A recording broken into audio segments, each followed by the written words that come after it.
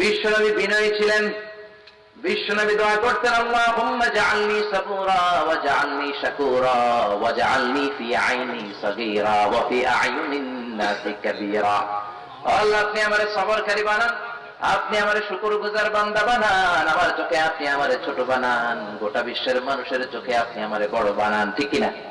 আপনি নিজের চোখে নিজে ছোট থাকবেন, বিনয়ী থাকবেন, হাম্বল হবেন, গোটা বিশ্বের মানুষের চোখে আপনারা বড় করে দিবে কে? আল্লাহ। আর নিজের চোখে যদি নিজের বড় মনে করেন, নিজেই যদি নিজেকে অ্যানাউন্স করেন যে আমি আল্লাহ, আমি বড় লাট সাহেব, তাহলে গোটা বিশ্বের সামনে আপনারা অপমানিত করবে কে? আল্লাহ। মহাবিশ্বের সবচেয়ে বিনয়ী ব্যক্তিত্ব ছিল বিশ্বনবী, leader of the most humble personality in the world. পৃথিবীর সবচেয়ে বিনয়ী লোক ছিলেন বিশ্বনবী। এত বিনয়ী তিনি ছিলেন, কারো সাথে মুসাফা করলে ওই লোকটা হাত টেনে নেওয়ার আগ পর্যন্ত বিশ্বনবী নিজের হাত টেনে নিতেন না। এখন সুবহানাল্লাহ। বিশ্বনবীর হাত ছিল আলিয়ানু মিনাত তিবাজ, রেশমের কাপড়ের চেয়ে নরম। এত নরম হাত যখন কেউ মুসাফার মধ্যে পেত, কেউ বিশ্বনবীর হাত ছাড়তে চাইতো না। জোরে বলেন ঠিক কিনা? এত বিনয়ী ছিলেন বিশ্বনবী। ছিলেন সব বিনয়ীদের লিডার। কারণ ছিল সব অহংকারীদের লিডার। ফেরাউনরা হচ্ছে সব অহংকারীদের লিডার, আবু জাহেল হচ্ছে অহংকারীদের লিডার, স্বৈরাচারীদের লিডার। ঠিক না? Leader of the most arrogant personality in the world. কিন্তু অহংকারী হয়ে কোনো লাভ হয় নাই। Up to the day of judgement, কিয়ামত পর্যন্ত তাদের উপরে আল্লাহর লানত আর গজব আসে নাই। ফেরাউনের নাম শুনলে আমরা কি বলি? লানাতুল্লাহি আলাইহি, গজবুল্লাহি আলাইহি। আবু জাহেলের নাম শুনলে আমরা কি বলি? লানাতুল্লাহি আলাইহি। সৌদি সরকার আবু জাহেলের বাড়ির মধ্যে লেট্রিন করে দিচ্ছে, জানেন তো আপনারা? লক্ষ লক্ষ হাজী সাহেব হজ করতে যায়, তার বাড়িতে পায়খানা কইরা ভরাই দিয়ে আসে। বাঙালি হাজী সাহেব রাগ থেকে নিয়ত করে যায়, বিমান থেকে নাইমাই করে তাও পরে করুন, আগে আবু জাহেলের ঘর কোনটা? কিয়ামত পর্যন্ত তার উপর আল্লাহর লানত আসরা নাই। তারপরে ফেরাউনের উপর লানত আসরা নাই। আমি নিজ চোখে দেখে এসেছি। অনেক জায়গায় আমি গল্প করি যে ফেরাউনের লাশটা আমি নিজে দেখেছি।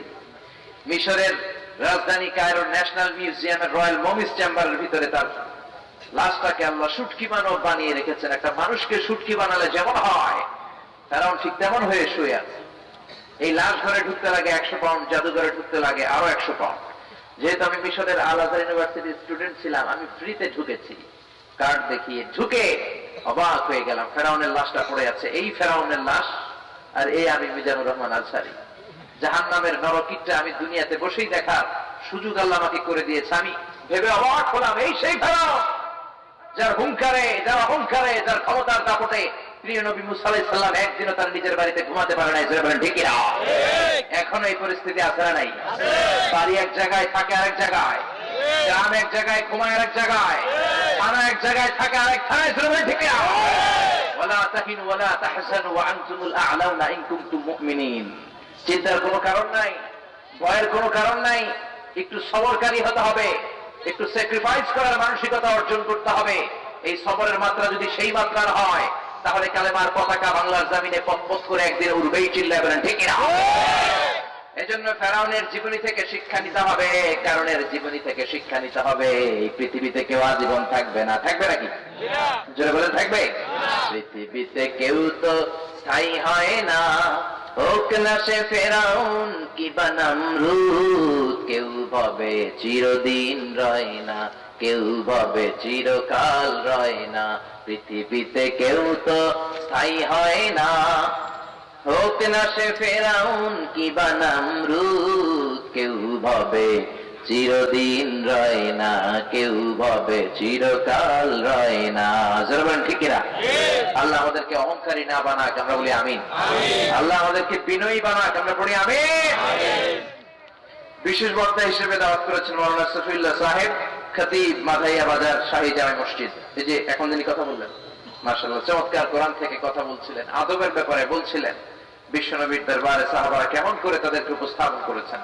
এই কথাগুলো যেন আমরা আমল করতে পারি, আমরা সবাই করি আমিন। আরো কথা বলেছে আবুল খায়ের মোহাম্মদ আমিনুল ইহসান, আদি প্রভাষক, নাওতলা ইসলামিয়া আলিম মাদ্রাসা। আপনি না? মাশাআল্লাহ, উনি চমৎকার কথা বলে আল্লাহ হুজুরের কথাগুলো আমাদেরকে আমল করার তৌফিক দান করুক, আমরা পড়ি আমিন। কথা বলেছেন হারুনুর রশিদ সাহেব, কথা বলেছে মাওলানা আবু হানিফ সাহেব। যারাই কথা বলেছে সবগুলো কথাকে আল্লাহ আমাদের নাজাতের উসিলা বানাক, আমরা পড়ি আমিন। আজকের এই প্রোগ্রামের সভাপতি হচ্ছে জনাব মোহাম্মদ ওহিদুল্লাহ চেয়ারম্যান, 3 নং মাধাইয়া ইউনিয়ন পরিষদ। চিনেন তো? আমার থ্রেড দেয় মাঝে মাঝে, আমার মাহফিল নাকি বন্ধ করে দিবে। আবার নিজের বাড়িতে নিয়ে আসছে, বলে আমার মাহফিল যদি আপনি কুমিল্লাতে না রাখেন, আপনার সব মাহফিলে 144, সব মাহফিলে নাকি 146 দ্বারা দিয়ে দিবে। নানা নাতির সম্পর্ক আজীবন, এটা একটা চমৎকার সম্পর্ক, আবহমান কাল ধরে, ঠিক কিনা? উনি আমাকে এত পছন্দ করেন, এলাকার আশেপাশে এইখানে ওইখানায় যত প্রোগ্রাম হয় সবগুলো জায়গায় চলে যায়, যে সেখানে কোরআন থেকে কথা শুনে আসেন। তারপরে ওনার ব্যক্তিগত জীবন সম্পর্কে আপনারা জানেন, খুব সাদামাটা জীবন এবং জনসাধারণের খুব প্রিয় একজন পার্সোনালিটি। জনসাধারণের যে খেদমা উনি করে যাচ্ছে, আমরণ যেন এই খেদমাত উনি দিয়ে যেতে পারে, আমরা সবাই পড়ি আমিন। তার ফ্যামিলিটাকে আল্লাহ কবুল করুক, আমরা পড়ি আমিন। তার পরিবারের যত মৃত আত্মীয় স্বজন, কবরের বাসিন্দা, প্রত্যেকটা কবরকে আল্লাহ জান্নাতুল ফেরদাউসের টুকরা বানিয়ে দেখে আমরা পড়ি আমিন। আসুন আমরা সরাসরি কোরআন থেকে কথা শোনার আগে 3টা তাকবীর দিয়ে আল্লাহ দরবারে শুকরিয়া জানাই। এক একটা তাকবীরে যাতে এই প্যান্ডেল স্টেজ কেঁপে ওঠে, এরকম করে তাকবীর দিতে হবে। রাজি আছেন তো? কষ্ট হবে না তো? আমি লিল্লাহি তাকবীর বললে আপনারা পড়বেন আল্লাহু আকবার। কি পড়বেন? সবাই রাজি আছেন? পড়েন লিল্লাহি তাকবীর, লিল্লাহি তাকবীর, লিল্লাহি তাকবীর। আল্লাহ আমাদের তাকবীরগুলো কবুল করে নেক, আমরা পড়ি আমিন। আজকে আমরা যে বইটা থেকে কথা শুনবো, বইটার নাম কোরআন। কি নাম? আর জোরে বলেন কি নাম? এখানে লেখা হয়েছে কোরআন শরীফ, কিন্তু হুজুর বলেছে কোরআন কারীম, আল কোরআন আল কারীম। এখানে আছে কোরআন শরীফ। বাংলাদেশের বিভিন্ন কোরআনে কোরআন শরীফ লেখা থাকে, কিন্তু ইনফ্যাক্ট শরীফ শব্দটাই কোরআনে নাই। শরীফ শব্দটাই, এবং আল্লাহ কোরআনের 30 পারার 114টা সূরার কোন জায়গায় কোরআনকে কোরআন শরীফ বলে উল্লেখ করে নাই। কি বলেছেন? রব্বুল আলামিন বলেন, বাল হুয়া কুরআনুম মাজিদুন ফি লাওহিম মাহফুজ। বাল হুয়া কুরআনুম মাজিদ ফি লাওহিম মাহফুজ। এটার নাম হচ্ছে কোরআনে মাজিদ। এটার নাম কি? সবাই বলেন কি নাম? এটা হলো কোরআনে মাজিদ ফি লাওহিম মাহফুজ, লৌহে মাহফুজের বাড়ি। তার মানে কোরআনের একটা সুন্দর নাম আমরা পেলাম, কোরআনে মাজিদ। কি নাম? সবাই বলেন কি নাম? এরপর হুজুর যেটা বললেন এটাও কোরআনে আছে, ইন্নাহু লাকুরআনুন কারীমুন ফি কিতাবিম মাকনুন। সূরা ওয়াকিয়াতে আল্লাহ বললেন, নিশ্চয় এটা হলো কোরআনে কারীম, মানে সম্মানিত কোরআন, মর্যাদাপূর্ণ কোরআন। ফি কিতাবিম মাকনুন, কিতাবুম মাকনুন হলো লৌহে মাহফুজের অপর নাম। ঠিক কিনা? তার মানে আমরা একটা নাম পেলাম কোরআনে মাজিদ, আবার পেলাম কোরআনের আরেক নাম কোরআনে কারীম। এরপরে আল্লাহ বলছেন ইয়াসিন ওয়াল কোরআনিল হাকীম। আরেকটা নাম পেলাম কোরআনে হাকীম। কত সুন্দর সুন্দর নাম! কোরআন মাজিদ, কোরআনে কারীম, কোরআনে হাকীম। এগুলো বাদ দিয়ে আমরা কি বলি? কোরআন শরীফ। এখন থেকে কোরআন শরীফ বলবেন না কোরআনে মাজিদ বলবেন? কোরআন শরীফ বলবেন না কোরআনে কারীম বলবেন? কোরআন শরীফ বলবেন না কোরআনে হাকীম বলবেন? আল্লাহ বললেন, বাল হুয়া কুরআনুম মাজিদ, এই কোরআন হলো সম্মানিত কোরআন, ফি লাওহে মাহফুজ, লাওহে মাহফুজে কোরআনের বাড়ি করে দিয়েছে কে? ফাওকা সামাই সাবিআ, সপ্ত আকাশের উপরে লাওহে মাহফুজ। তুলুহু মা বাইনা সামাই ওয়াল আরদ, আকাশ থেকে জমিন যত লম্বা, লাওহে মাহফুজ ঠিক তত লম্বা। ওয়া আরদুহু মা বাইনাল মাশরিকি ইলাল মাগরিব, পৃথিবীর পূর্ব প্রান্ত থেকে পশ্চিম প্রান্ত যত দূর, লাওহে মাহফুজের প্রশস্ততাও ঠিক তত দূর। জোরে বলেন আল্লাহু আকবার। ওয়া হিয়া মিন দুররাতিন বাইদা, সাদা ঝলঝলে চকচকে মণি মুক্তা দিয়ে কোরআনের বাড়ি লাওহে মাহফুজকে তৈরি করে দিয়েছেন কে? আল্লাহ। আল্লাহ বললেন, কোরআনের মর্যাদাকে শুধু আমি বাড়িয়েছি, এমন কোন সেক্টর নাই, এমন কোন দিক নাই, এমন কোন ভাবে কেউ প্রমাণ করতে পারবে না যে কোরআনের মর্যাদা কম। জোরে বলেন ঠিক কিনা? সব দিক থেকে কোরআনের মর্যাদা বাড়িয়ে দিয়েছে কে? এজন্য আল্লাহ বললেন, গোলাম এমন কিতাব দিলাম, গোটা বিশ্বের সবাই মিলে যদি কোরআন থেকে ভুল খুঁজতে চাও, কেউ কোনো ভুল খুঁজে পাবে না। পাবেন কি? যালিকাল কিতাবু লা রাইবা ফীহি হুদাল লিল মুত্তাকিন। This is the book whereof there is no doubt in it and a guidance to those who are muttaqin। এটা এমন বই যে বই একটাও ভুল নাই, একটাও সন্দেহ নাই, একটাও সংশয় নাই। মুত্তাকিনদের জন্য বইটারে হেদায়েতের মার্কাজ করে পাঠালেন কে? আল্লাহ। অনেকে এই কোরআনের ভুল খুঁজতে চেয়েছিল, কিন্তু খুঁজে বের করতে পারে নাই। কোরআনের ভুল খুঁজতে যে তারা তাদের নিজের জীবনের বড় ভুলটাই খুঁজে পেয়েছে। জোরে বলেন ঠিক কিনা? ডক্টর মরিস বুকাইলির কথা আমি অনেক সময় বলি, ফ্রান্সের বিখ্যাত সার্জন। তার প্ল্যান ছিল আমি কোরআনের ভুল খুঁজে বের করব, কিন্তু কোরআন পড়তে যে দেখে কোরআন আরবি ভাষায়, কোরআন আরবি ভাষায় লেখা। আরবি তো সে বুঝে না, সে ফ্রান্সের মানুষ, তার ভাষা হচ্ছে ফ্রেঞ্চ। সে চলে গেল সৌদি আরবে। সৌদিতে যে 5 বছর আরবি ভাষা শিখার পরে এবার কোরআন খুলেছে, কোরআনের ভুল খুঁজে বের করবে। এবার সে আরবি জানে। 5 বছর আরবি শিখার পরে যেদিক দিয়ে পড়ে ওদিক দিয়েই বুঝে। সূরা ফাতিহা থেকে ভুল খোঁজা শুরু করছে, ভুল পায় নাই। বাকারাতে ভুল খোঁজা শুরু করেছে, পায় নাই। আলে ইমরানে শুরু করেছে, পায় নাই। সূরাতুন নিসাতে ভুল খোঁজা শুরু করেছে, পায় নাই। পড়তে পড়তে সে অবাক হয়ে গেল। সে বলল, আমার ধর্মের নিজস্ব গ্রন্থ দা হোলি বাইবেল, বাইবেলের মধ্যে আমি অনেক ভুল খুঁজে পেয়েছি, কিন্তু কোরআনে কোনো ভুল খুঁজে পাই নাই। যেটা আল্লাহু আকবার। বিভিন্ন সায়েন্টিফিক ইন্ডিকেশনস, ন্যাচারাল ফেনোমেনা আর কসমিক সিম্বলস গুলো কোরআন এমন ভাবে উল্লেখ করেছে। কোরআন উল্লেখ করেছে সাগরের অতল গহ্বরে কি আছে, এ কথাও কোরআনে আছে না নাই? মহাকাশে সূর্যের উপরে কি আছে, সেটাও কোরআনে আছে না নাই? The biological aspect of mountains, কেমন করে ওয়াজআলনাল জিবালা আওতাদা, পাহাড়গুলোকে আল্লাহ পেরেক হিসেবে জমিনে বেঁধে দিয়েছেন, সেটাও আছে না নাই? মায়ের পেটে বাচ্চার ভ্রূণটা কেমন করে বড় হয়, সেটাও আছে না নাই? The psychological aspect of human behaviour, মানুষের আচরণের ব্যাপারেও কোরআনে কথা আছে না নাই?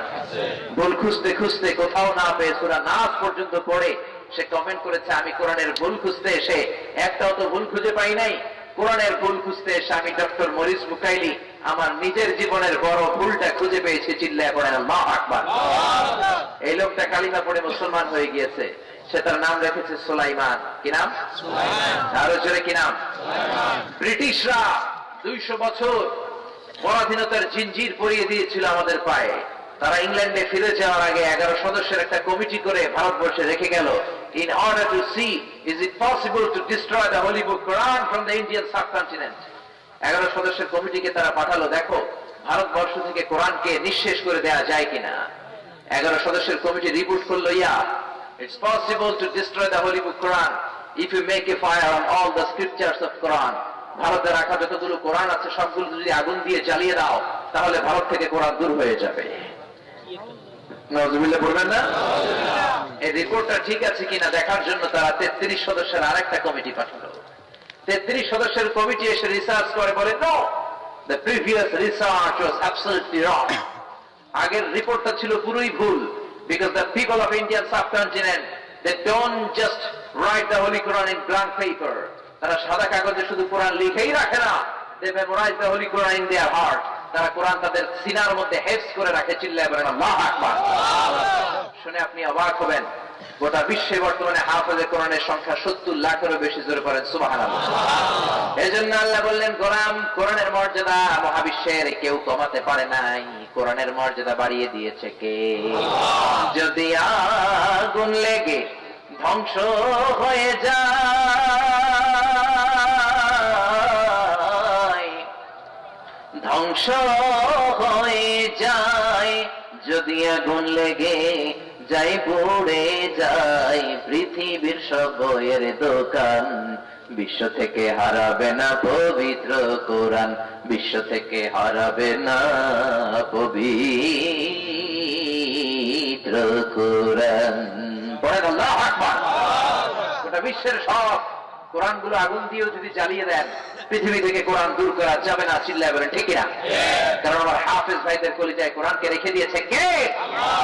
আল্লাহ বললেন, গোলাম কেমন করে আমি কোরআনের মর্যাদা বাড়ালাম, শোনো শোনো। 104টা আসমানি কিতাব এই পৃথিবীর বুকে পাঠিয়েছি। কোরআনকে আমি 104টা আসমানি কিতাবের শ্রেষ্ঠ গ্রন্থ করে পাঠিয়েছি। জোরে কোন ঠিক কিনা? 104টা আসমানি গ্রন্থের মধ্যে সবচেয়ে সেরা কিতাব কোনটা? আরো জোরে বলেন।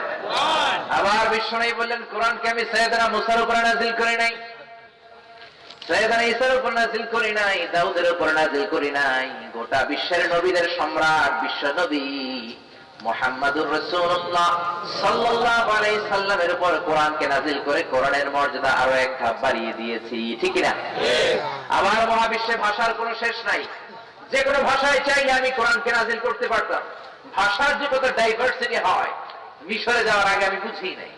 2008 যখন মিশরে গেলাম, ধর্ম মন্ত্রণালয়ে একটা পরীক্ষা দিয়ে আমি বাংলাদেশের প্রথম স্থান অধিকার করলাম। বিশ্ব সরকার আমাকে নিয়ে গেল। যাওয়ার পরে ওখানে দেখি students of more than 100 nationalities wish to study, stay and develop in the same place. একই জায়গায় 104টা দেশের ছাত্র আমরা পড়তাম। একজনের ভাষা আরেকজন বুঝি না। আমি বাংলায় বললে পাকিস্তানিরা বুঝে না, পাকিস্তানিরা বললে আরবরা বুঝে না, আরবরা তাদের কলোকিয়াল ল্যাঙ্গুয়েজে কথা বললে ইংরেজরা বুঝে না, ইংরেজরা নিজেদের মধ্যে কথা বললে আফ্রিকানরা বুঝে না, আফ্রিকানরা ওদের ভাষায় কথা বললে চাইনিজরা বুঝে না, আবার চাইনিজরা যখন ওদের ভাষায় young Khiang Jiang Xiang Khiang এবং সাং সাং করে কথা বলে তখন আমরা কেউ কিছু বুঝি না, চিল্লায় বলেন আল্লাহু আকবার। আল্লাহ বলেন চাইলে আমি চাইনিজ ভাষায় নাযিল করতে পারতাম, পারতেন না? মহাবিশ্বে এখন চাইনিজদের সংখ্যা সবচেয়ে বেশি। মান্দারিন ভাষায় আল্লাহ কোরআন নাযিল করতে পারতেন। মান্দারিন ভাষায় পৃথিবীর একটা দেশের লোক কথা বলে, শুধু চীনের লোক। মান্দারিন ভাষার জগতে প্রথম ভাষা, সবচেয়ে বেশি লোক যে ভাষায় কথা বলে নাম হলো মান্দারিন। এই মান্দারিনে চাইলে আল্লাহ কোরআন নাযিল করতে পারতেন। ইংরেজিতে পারতেন, উর্দুতে পারতেন, সুহাইলি ভাষায় পারতেন, ডাচ ভাষায় পারতেন, ওলন্দাজ ভাষায় পারতেন। আল্লাহ বলেন না, জান্নাতীদের ভাষা আরবি, বিশ্বনবীর ভাষা আরবি, এজন্য মহাবিশ্বের সবচাইতে সেরা ভাষা আরবি ভাষায় কোরআন নাযিল করে কোরআনের মর্যাদা বাড়িয়ে দিয়েছে কে? ইন্না আনজালনাহু কুরআনান আরাবিয়্যান লাআল্লাকুম তাকিলুন। নিশ্চয় আমি কোরআনকে আরবি ভাষায় নাযিল করেছি যাতে তোমরা বুঝতে পারো। আবার তিনি বছরের 12 মাসের যে কোনো মাসে নাযিল করতে পারতেন। মুহররম মাসে কোরআনকে নাযিল করতে পারতেন, রজব মাসে করতে পারতেন, জিলহজ মাসেও তো করতে পারতেন, কিন্তু কোন মাসে তিনি কোরআনকে নাযিল করেন নাই। 12টা মাসের সেরা মাস রমজান মাসে কোরআন নাযিল করে কোরআনের মর্যাদা বাড়িয়ে দিয়েছে কে? আল্লাহ। শাহরু রমাদানাল্লাযী উনজিলা ফীহিল কুরআন। রমজান হলো এমন বরকতময় মাস যে মাসে কোরআন নাযিল করেছে কে? আল্লাহ। আবার রমজানে আমরা 29টা দিন পাই, কিংবা পাই 30 দিন, ঠিক কিনা? 29 রোজা বা 30 রোজার পরে আমরা কি করি?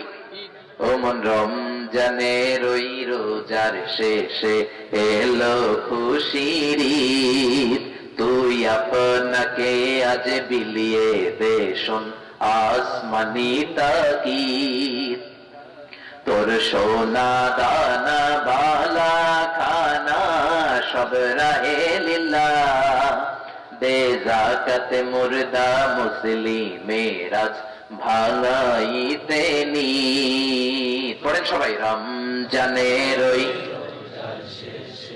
এলো খুশির ঈদ, তুই পড়বি দের নামাজ রে মন সেই সেই গাহে, যে ময়দানে সব গাজী মুসলিম হয়েছে শহীদ।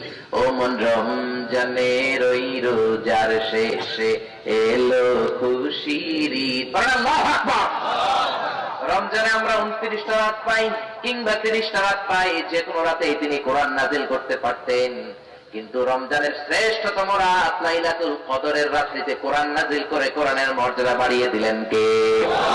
ইন্না আনজালনাহু ফি লাইলাতিল কদরি ওয়া মা আদরাকা মা লাইলাতুল কদর। নিশ্চয় আমি লাইলাতুল কদরের রাতে কোরআন নাযিল করলাম। কোরআনকে রব্বুল আলামিন কদরের রাতে নাযিল করে কোরআনের মর্যাদা আরেক ধাপ বাড়িয়ে দিলেন, ঠিক কিনা? তার মানে যেই কোনো দিক থেকেই যদি আপনি চিন্তা করেন কোরআনের মর্যাদাকে আকাশচুম্বী করেছে কে? আল্লাহ।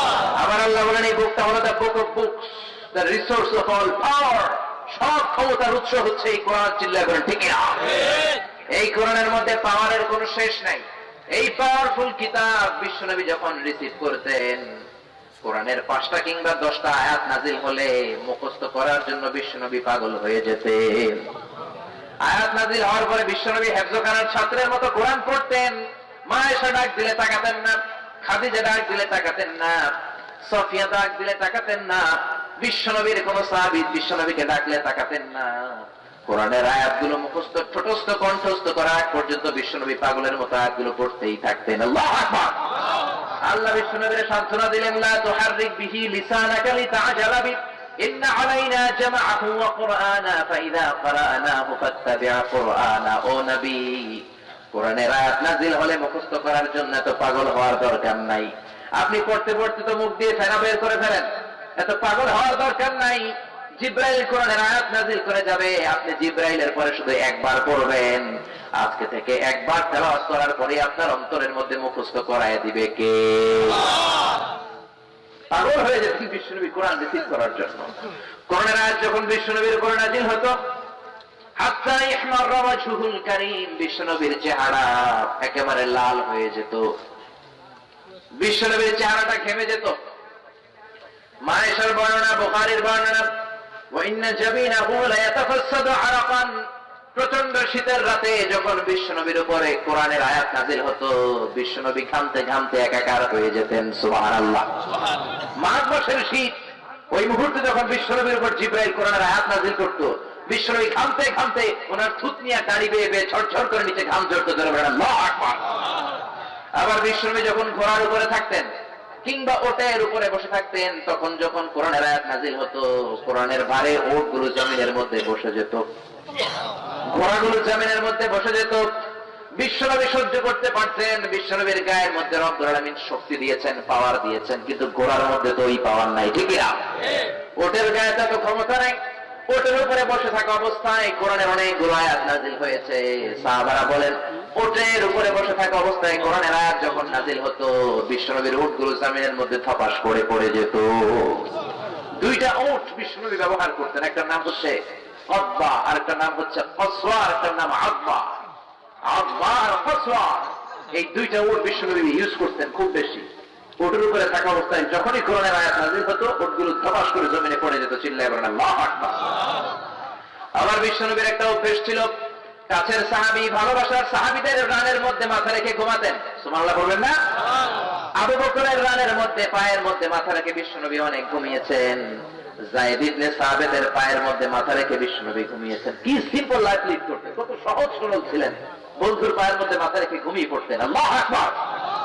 আবু বকর বলে, বিশ্বনবী আমার পায়ের উপরে মাথা রেখে যখন ঘুমাতেন, ঘুম থেকে উঠেও যখন শুয়ে থাকতেন, ওই মুহূর্তে যখন কোরআনের আয়াত নাযিল হতো, আমার মনে হতো বিশ্বনবীর মাথার ভারে আমার পাটা ছিঁড়ে যাবে।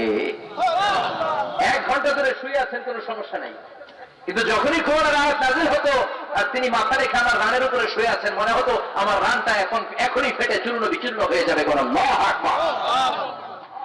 এত পাওয়ারফুল কিতাব, আল্লাহ বললেন, লাউ আনজালনা হাযাল কুরআন আলা জাবালিন লারাআইতাহু খাশিআম মুতাসাদ্দিআম মিন খাশিয়াতিল্লাহ ওয়া তিলকাল আমসালু নাদরিবুহা লিন-নাসি লাআল্লাহুম ইয়াতাফাক্কারুন। ও নবী, এত পাওয়ারফুল কিতাব আমি আপনারে দিলাম, এই কিতাবকে যদি আমি তুর পাহাড়ের উপর নাযিল করতাম, কিংবা এই কিতাবকে যদি আমি আলাস্কা মাউন্টেনের উপর নাযিল করতাম, কিংবা এই কিতাবকে যদি আমি আলপস পর্বতের উপর নাযিল করতাম, কিংবা এই কোরআনকে যদি আমি মহাবিশ্বের সবচাইতে বড় পাহাড় মাউন্ট এভারেস্টের উপর নাযিল করতাম, আপনি দেখতেন কোরআনের ভারে পাহাড়গুলো ভেঙে ভেঙে খান খান হয়ে যেত।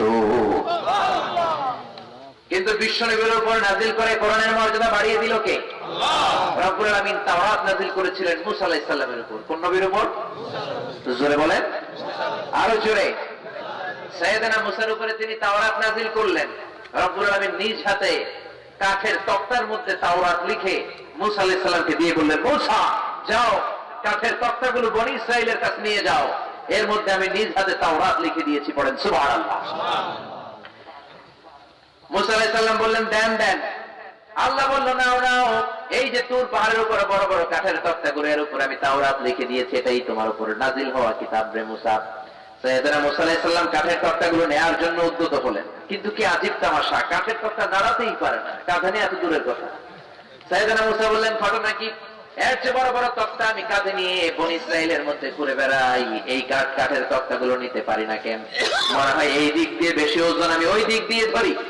এই মাথা রেখে কাঠের তক্তার ওই দিক দিয়ে ধরলেন, ওই দিক দিয়ে নাড়াতে পারে না। মুসা বললেন, তাহলে মাঝখান দিয়ে ধরি, তাহলে সুবিধা হবে। মাঝখান দিয়ে ধরে টান দিলেন, ওইটাও নাড়াতে পারে না। আল্লাহ রেখে বললেন, আল্লাহ কাঠের তক্তাগুলোর উপরে তাওরাত কিতাব লিখে দিয়েছেন, কিন্তু কাঠের তক্তা তো নাড়াতে পারি না। সাইয়েদনা জিব্রাইলকে বলেন যেন আমার হেল্প করে। জিব্রাইল ধরবে একদিকে, আমি ধরবো আরেক দিকে। সুবহানাল্লাহ পড়ে। সাইয়েদনা জিব্রাইলও ধরলেন, সাইয়েদনা মুসাও ধরলেন, দিলেন টান, হেইয়ো, আরো জোরে। মাগার তক্তা নড়ে না, কাঠের ফলক নড়ে না। গায়ে যত জোর আছে সাইয়েদনা মুসা আলাইহিস সালাম দিলেন টান। মুসা নবীর গায়ের মধ্যে জোর আছে না নাই? এত জোর ছিল সাইয়েদনা মুসা আলাইহিস সালামের হাতে, এক থাপ্পড় মেরে ফেরাউনের বাবুর্চিকে দুনিয়া থেকে শেষ করে দিয়েছেন। উনি রেগে গেলে সাইয়েদনা মুসা আলাইহিস সালামের মাথার চুলগুলো টুপি আর পাগড়ি ভেদ করে উপরের দিকে এরকম খাড়া হয়ে দাঁড়িয়ে যেত। সেই মুসা আলাইহিস সালাম কাঠের ফলক নাড়াতে পারে না। জোরে দিলেন টান, কোমরের রগ ছিঁড়ে যাওয়ার অবস্থা, কিন্তু তক্তা নড়ে না। জিব্রাইলও জোরে দিলেন টান, জিব্রাইলেরও কোমরের রগ ছিঁড়ে যাওয়ার কায়দা, কিন্তু কাঠের ফলক নড়ে। মুসা আলাইহিস সালাম ডেকে বললেন, মাবুদ, জিব্রাইলও পারে না, আমিও পারি না। জিব্রাইলের 2000 সঙ্গী ফেরেশতা, তাদেরকে একটু বলেন তারা যেন হেল্প করে। আল্লাহ বললেন, ঠিক আছে, যাও, সঙ্গী ফেরেশতারা তোমরাও ধরো। একদিকে সঙ্গী ফেরেশতা 2000, ওইদিকে জিব্রাইল, মাঝখানে মুসা আলাইহিস সালাম ধরে টান দিলেন, হে গিয়ে আরো জোরে। তক্তা নড়ে না, কি আজীব তামাশা। সাইয়েদনা মুসা বললেন, আল্লাহ, আমি ধরলাম, পারি না। জিব্রাইল ধরলো, পারে না। জিব্রাইলের সঙ্গীরাও চেষ্টা করলো, পারে না। আল্লাহ দেখে বললেন, মুসা, আসলে তক্তাগুলো এত ওজন নয়, আমি নিজেই এই তক্তাগুলোর ওজন বাড়িয়ে দিয়েছি। আল্লাহু আকবার। কারণ এই তক্তাগুলোর উপরে যেই কথাগুলো লেখা, কথাগুলো কার? আল্লাহ। এটা যে আমি আল্লাহর কালাম, এটা যে আমি আল্লাহ নিজ হাতে তাওরাত লিখে দিয়েছি, এটা বোঝানোর জন্য আমি ওজন বাড়িয়ে দিয়েছি। এখন জিব্রাইলের দরকার নাই, কাউকে দরকার নাই, তুমি ধরলেই কাঁধে তুলে নিতে পারবা। নিয়ে যাও। এই তাওরাতকে আল্লাহ পাহাড়ের উপরে দিলেন। দূর পাহাড়ের কিছু হয় নাই, কিন্তু আল্লাহ বললেন, কোরআনের বিষয় তাওরাতের বিষয় দুইটা সমান নয়। এই কোরআনকে যদি দূর পাহাড়ের উপরে নাযিল করতাম, দূর পাহাড় ভেঙে চুরে খান খান হয়ে যেত। এত মর্যাদাপূর্ণ কিতাব, গোটা বিশ্বের সবাই মিলে এই কিতাবের মতো আরেকটা কিতাব কশিন কারো বানাতে পারবে না। যেরকম, ঠিক কিনা? আল্লাহ বললেন, তোরা পারবি না, জিন গুলো পারবে না, মহাবিশ্বের সবাই মিলেও যদি চেষ্টা করে পারবে না। কি জোরে বলেন? আমরা সবাই মিলে কোরআনের মতো আরেকটা বই বানাতে চাই, পারবো? জোরে বলেন।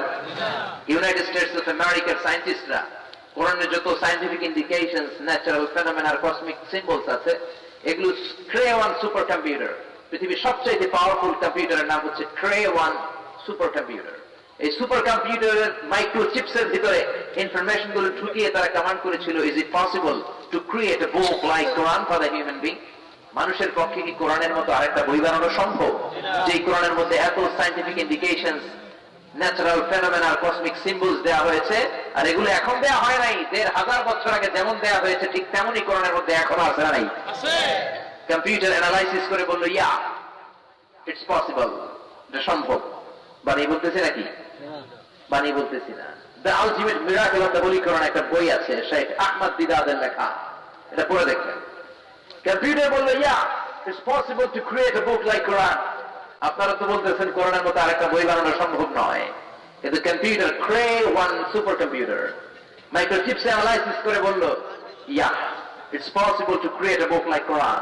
কোরআনের মতো আরেকটা বই বানানো সম্ভব, বাট, কি বললো? একটা বাট আছে না নাই? But you need to spend more than 63 octillion years. পৃথিবীর সবগুলো মানুষের 63 octillion বছর বেঁচে দুনিয়ার সব কাজ রেখে দিয়ে কোরআন বানানোর চেষ্টায় লেগে যেতে হবে। তাহলে মেবি, পারহ্যাপস, অ্যাপ্রক্সিমেটলি কোরআনের মতো একটা বই বানালেও বানানো যেতে পারে। সুবহানাল্লাহ কইবেন না? এই তথ্য শুনে তো বিজ্ঞানীরা মহা খুশি, হোক না অক্ট্রিলিয়ন আর ফক্ট্রিলিয়ন, পারা তো যাবে। কিন্তু নিউমেরিক্যাল সায়েন্স বলে octillion is very dangerous to reach there. Octillion পর্যন্ত পৌঁছা মানুষের পক্ষে সম্ভব নয়।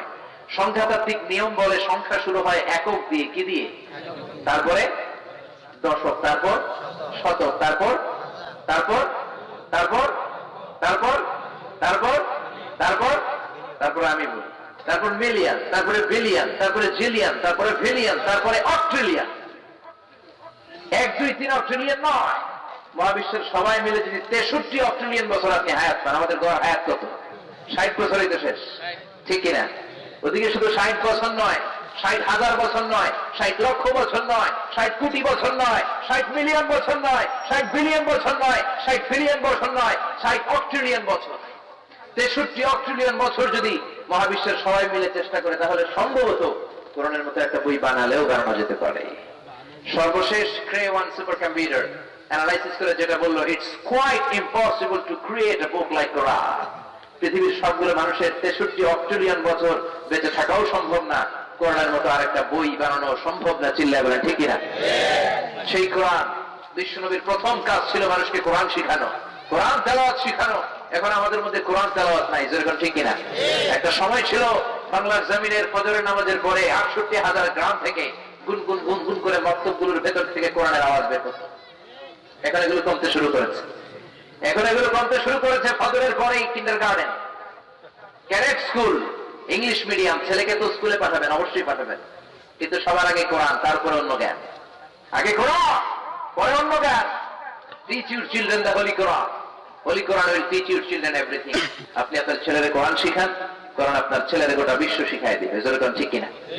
এজন্য ছেলে মেয়েদেরকে কোরআন শিখাতে রাজি আছেন তো? কোরআন পড়াতে রাজি আছেন তো? সকালবেলা যদি ক্লাস থাকে, বিকেল বেলা মুয়াজ্জিন সাহেবকে ধরে, ইমাম সাহেবকে ধরে মাগরিবের পরে হলেও ছেলেকে কোরআন শিখাই দিতে হবে। যেরকম ঠিক কিনা? আপনার ছেলে ডাক্তার হোক, ইঞ্জিনিয়ার হোক, আমার নানা ভাইয়ের মতো রাজনীতিবিদ হোক, কোনো সমস্যা নাই। He can choose any kind of profession, that's not a big deal. He can be a teacher, he can be a psychiatrist, he can be an engineer, he can be a politician like him, he can be any kind of profession he can choose, but he needs to be a real practicing Muslim. He needs to know how to recite the Holy Quran till level and take it out. Doctor হবে সমস্যা নাই, engineer হবে সমস্যা নাই, pilot হবে সমস্যা নাই, কিন্তু কোরআন জানা পাইলট হতে হবে। এমন পাইলট হতে হবে যে পাইলট বিমান থেকে ল্যান্ডিং করার পরপরই কপাল ঘষে ঘষে মসজিদে ঢুকে সেজদা দিবে কাকে? আর জোরে বলেন কাকে? এখন এমন একটা সময় হয়েছে, বাচ্চাদেরকে আমরা কোরআন শিখাতে চাই না। যাকে দিয়ে কোরআন শিখাই তার 5 মাসের 6 মাসের বেতন বাকি। আর গান শিখাতে গেলে, নাচ শিখাতে গেলে, মডার্ন কালচার শিখাতে গেলে 6 মাসের টাকা অ্যাডভান্স দিয়েও সিরিয়াল পাওয়া যায় না। যেরকম ঠিক কিনা? ধর্মপ্রাণ, ধর্মপ্রাণ, আমরা বড়ই ধর্মপ্রাণ, নামাজ রোজার কিছু নাই, ভুলেও ধরি না কোরআন। ধর্মপ্রাণ, রোজ সকালে শুনতাম আগে আল কোরআনের বাণী রে, আল কোরআনের বাণী। এখন শুনি সারে গামার দীপ্ত ফ্যান ফ্যানানি। ঠিক না? ধর্মপ্রাণ মুসলমান আজকাল হয়েছে মডার্ন। ধর্মপ্রাণ, ধর্মপ্রাণ, আমরা বড়ই ধর্মপ্রাণ, নামাজ রোজার কিছু নাই, ভুলেও ধরি না কোরআন। ধর্মপ্রাণ, প্রতিদিন কোরআন শিখায় যে তার পকেট যায় ফাঁকা রে, তার পকেট যায় ফাঁকা। সপ্তাহে 2 দিন গান শিখায় যে নেয় তো 1000 টাকা। ঠিক না? ধর্মপ্রাণ মুসলমান আজকাল হয়েছে মডার্ন। ধর্মপ্রাণ, ধর্মপ্রাণ, আমরা বড়ই ধর্মপ্রাণ, নামাজ রোজার কিছু নাই, ভুলেও ধরি না কোরআন। ধর্মপ্রাণ, ঠিক না বলেন? এজন্য ছেলে মেয়েদেরকে আগে কোরআন শিখাতে হবে, আগে কোরআন, পরে অন্য জ্ঞান। আপনি আপনার ছেলেরে গোটা বিশ্বের সব শিখাই দিলেন, সব চিনাইলেন, সবকিছুর সাথে পরিচয় করাই দিলেন, কিন্তু কোরআনের সাথে পরিচয় করাই দিলেন না। তার মানে আপনার চেয়ে কপাল পোড়া বাবা আল্লাহর জমিনে দ্বিতীয়টা নাই। জোরে বলেন ঠিক কিনা? আপনি বক্তব্যে পাঠান, আপনি হেফজখানায় পাঠান, দেখবেন আপনার ছেলের সুরানা গলায় কি সুন্দর কোরআনের আয়াতগুলো দোল খায়। আমার দেশের হাফেজ কোরআনদের কণ্ঠের মতো পৃথিবীর কোন হাফেজদের কণ্ঠ নেই। এই যে হাফেজ জাকারিয়া বাহরাইনে ফার্স্ট, মিশরে ফার্স্ট, হাফেজ ফজলুর রব্বি আদল দুবাইতে ফার্স্ট, হাফেজ নাজমুল সাকিব গোটা বিশ্ব ফার্স্ট। আমাদের হাফেজরা কোনো ইন্টারন্যাশনাল কনফারেন্সে বসলে কোন প্রশ্ন করে তাদেরকে আটকাতে পারে এরকম বিচারক আল্লাহর জমিনে পয়দা হয় নাই। চিল্লায় বলেন ঠিক কিনা? আর আমাদের হাফেজদের গলার মধ্যে আল্লাহ যে সুর দিয়েছে, আপনি অবাক হবেন বাঙালি ছেলেদের কোরআনের সুর শুনলে। পৃথিবীর বিভিন্ন দেশে, আরব দেশে আমার বন্ধু আছে, কাতারে আছে, জর্ডানে আছে, ফিলিস্তিনে আছে, মদিনা ইউনিভার্সিটিতে আছে, আলাদা আলাদা আমি নিজেই পড়েছি, বন্ধু বান্ধবের তো অভাব নাই। সব জায়গাতে আমাদের বাঙালি ছাত্রদের কোরআন তেলাওয়াতের একটা আলাদা শোনা। আমরা কোন কোরআনিক কনফারেন্সে বসলে অন্যরা ভালো করতে পারে না, বাঙালি ফার্স্ট হয়ে যায়। সুবহানাল্লাহ বলবেন না? আমরা যারা যখন পড়ি, আরবদের জন্য, সব আরব ছাত্রদের জন্য কোরআন হেফজ করা বাধ্যতামূলক। আজহারে 4 বছরের ব্যাচেলর ডিগ্রি অনার্স করলাম, আরবদের জন্য প্রতি বছর 7.5 পারা মুখস্থ করতে হবে। দ্বিতীয় বছরে 15 পারা, তৃতীয় বছরে 22.5, চতুর্থ বছরে 30 পারা শোনাতে হবে। আর আমরা যারা নন আরব কান্ট্রি, আরব দেশ থেকে না অন্য দেশ থেকে গিয়েছে, আমাদের জন্য 8 পারা, প্রতি বছর 2 পারা করে প্রতি বছর সাহিত্যকে শোনানো লাগতো। আমার ভাগে পড়ছে একবার এক অন্ধ সাহেব, চোখে দেখে না, তো ওনার এক সেক্রেটারি থাকে, ওই সেক্রেটারি নাম লিখে, রোল নাম্বার লিখে, অ্যাডমিট কার্ড নিয়ে নাম্বার দেয়। শায়েখ শুধু প্রশ্ন করে, আমাকে ডাক দিল, তাআলা ইয়া মিজান। ঢুকলাম, দেখে অন্ধ শায়েখ এরকম তাকায় আছে। কিন্তু উনি অন্ধ হলে কি হবে, ওনার শ্রবণ শক্তি এত প্রখর, একবার কারো নাম শুনলে 5 বছর পরও ওই লোকটার সাউন্ড শুনলে নাম সহ দেশের নাম বলে দিতে পারে।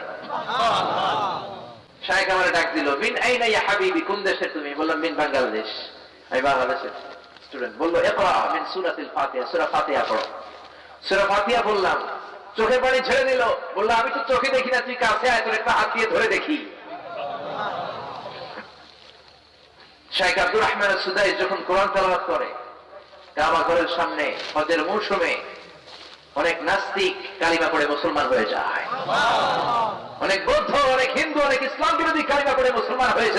ঠিক তাই আব্দুল বাসিত ইবনে আব্দুল সামাদ যখন কোরআনের আয়াত তেলাওয়াত করে, অনেক কমিউনিস্ট লিডারও কালিমা পড়ে মুসলমান হয়েছে। তাই আব্দুল বাসিত ইবনে আব্দুল সামাদের নাম শুনেছেন? তাই আব্দুল বাসিত নামটা শুনেন নাই? তার ছেলে আমার বন্ধু। কারি আব্দুল বাসিত পৃথিবীর সবচেয়ে বড় কারি। উনি তেলাওয়াত করতে যে গলার রক ছিঁড়ে মারা গিয়েছে। আল্লাহ ওনারে ওর কবরটারে আল্লাহ জান্নাতুল ফেরদাউসের টুকরা বানিয়ে দেখ, পড়েন আমিন। মিশরের প্রধানমন্ত্রী তখন জামাল আব্দুল নাসের, ওনাকে নিয়ে তিনি চলে গেলেন সোভিয়েত ইউনিয়ন। অনেকে এটার নাম চিনবেন না, আগে ছিল সোভিয়েত ইউনিয়ন, এখন হয়ে গেছে রাশিয়া, বর্তমান রাশিয়া। ওখানে যাওয়ার পরে কমিউনিস্ট লিডাররা রাষ্ট্রীয় দ্বিপাক্ষিক আলোচনার পরে জামাল আব্দুল নাসের যখন পরিচয় করিয়ে দিচ্ছে, এটা আমার ফরেন মিনিস্ট্রি, এটা আমার এই মিনিস্ট্রি, এটা আমার ওই মন্ত্রী, এটা আমার ওই মন্ত্রী, সবশেষে কারি আব্দুল বাসিতকে উনি পরিচয় করে দিচ্ছে, he is the reciter of our holy book. তিনি আমাদের ধর্মীয় গ্রন্থ আবৃত্তি করেন। কমিউনিস্ট নেতারা বলে, এটা আবার কেমন লোক, ধর্মীয় গ্রন্থ আবার আবৃত্তি করে, এটা আবার কি? নৈশভোজের পরে কমিউনিস্ট লিডারদের নিয়ম ছিল তারা ড্রিঙ্কস খাবে, মদ খাবে, আর বেলি ড্যান্স হবে, কোমর দোলানোর ডান্স, রূপবানে নাচে কোমর দুলাইয়া, এগুলো দেখবে তারা। জামাল আব্দুল নাসির বলল, আমি যেহেতু আমার ধর্মের সবচেয়ে চমৎকার আবৃত্তিকারককে নিয়ে এসেছি, আমরা মিশরে নৈশভোজের পরে তার তেলাওয়াত শুনি, আপনারা যদি অনুমতি দেন তাহলে তেলাওয়াত করতে দিব, আবৃত্তি করে একটু শোনাবে আমাদের ধর্মীয় কিতাব। কমিউনিস্ট লিডাররা বলে, okay, that's not a big deal, okay done. সে তেলাওয়াত করে শোনাবে। রাতের খাওয়ার শেষে সবাই মদ নিয়ে বসছে, মদের আসরে মাইক নিয়ে আব্দুল বাসিত ইবনে আব্দুল সামাদ তেলাওয়াত শুরু করে দিলেন। 3 প্রকার নীরবতা। জামাল আব্দুল নাসির খেয়াল করে দেখলেন 10 মিনিটের তেলাওয়াতের পরে সবগুলো কমিউনিস্ট নেতার চোখ দিয়ে দাঁড় দাঁড় দাঁড় করে পানি নামতেছে। জামাল আব্দুল নাসির বললেন, মা লাকুম, তোমাদের কি হলো? তোমরা রাশিয়ান মানুষ, ভাষা তোমাদের রাশিয়ান ভাষা, আরবি তো বোঝার কথা না। আমার কারি আব্দুল বাসিত ইবনে আব্দুল সামাদ কোরআন থেকে আবৃত্তি করে তেলাওয়াত করে শোনায়, চোখ দিয়ে পানি ঝরে কেন? রাশিয়ান কমিউনিস্ট লিডার গুলো বলে, কেন ঝরে আমরাও জানি না, তবে আমাদের মনে অনেক জ্বালা, অনেক যন্ত্রণা, অনেক দুঃখ, এগুলো ভুলে থাকার জন্য আমরা মদ খাই, বেলি ডান্স দেখি, কিন্তু তারপর আমাদের মনের জ্বালা কমে না, আমাদের বুকের দুঃখ কমে না। আজকে কোন এক আবৃত্তিকারককে তুমি নিয়ে আসলা, ওই মিশর থেকে কেমন আবৃত্তিকারক কি দিয়ে যে সে সুর করে একটা আবৃত্তি করলো, আল্লাহর কসম, ভগবানের কসম, গণের কসম, 10 মিনিটের আবৃত্তি শোনার পরে আমাদের কলিজাটা একেবারে ঠান্ডা হয়ে গিয়েছে। এজন্য কোরআনের মতো কোরআন তেলাওয়াত করতে করলে আপনার অন্তরকে ঠান্ডা করে দিবে কে? আল্লাহ। ইউনাইটেড স্টেটস অফ আমেরিকাতে একটা কনফারেন্স হয়েছিল, যে কনফারেন্সে পৃথিবীর যতগুলো ধর্ম আছে সব ধর্মগুরুরা যাবে, ধর্মীয় কিতাব আবৃত্তি করবে। কথা শুনতেছেন নাকি কষ্ট হচ্ছে আপনাদের? ইউনাইটেড স্টেটস অফ আমেরিকার একটা কনফারেন্স হলে পৃথিবীর সব ধর্মের ধর্মগুরুকে ডাকা হলো, তাদের ধর্মীয় কিতাব আবৃত্তি করা হবে। শ্রীমদ ভগবত গীতা গেল, বাইবেল গেল, রামায়ণ, মহাভারত, ত্রিপিটক, দীঘা নিকায়া, ইয়াহভিজ, সেকান্ডাকাল, জার্মা, Torah, Old Testament, New Testament, Zend Avesta. চীনের প্রাচীন ধর্মের নাম কনফুসিয়াস, এই কনফুসিয়াসের পাণ্ডুলিপি নিয়ে চীনের ধর্মগুরু হাজির। ইরানের প্রাচীন ধর্ম হচ্ছে অনির্বাণ শিখা, তারা গায়, আগুনকে পূজা করে, তারা সেই পাণ্ডুলিপি নিয়ে হাজির।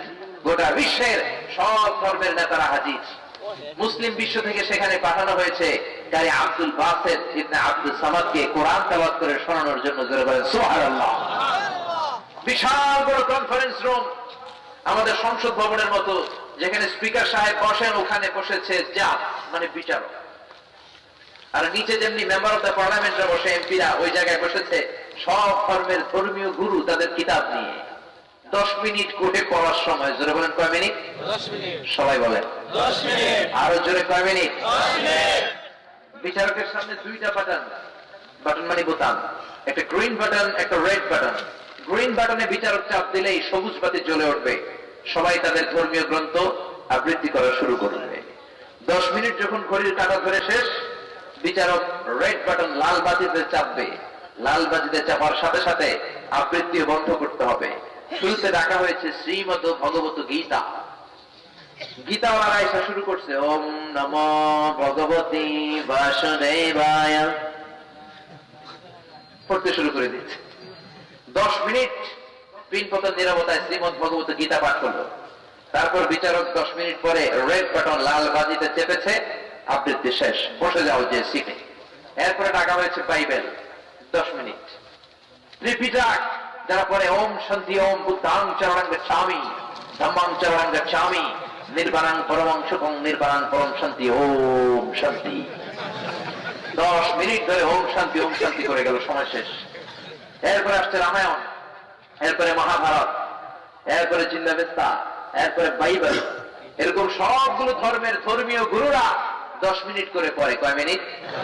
আরো জোরে বলেন।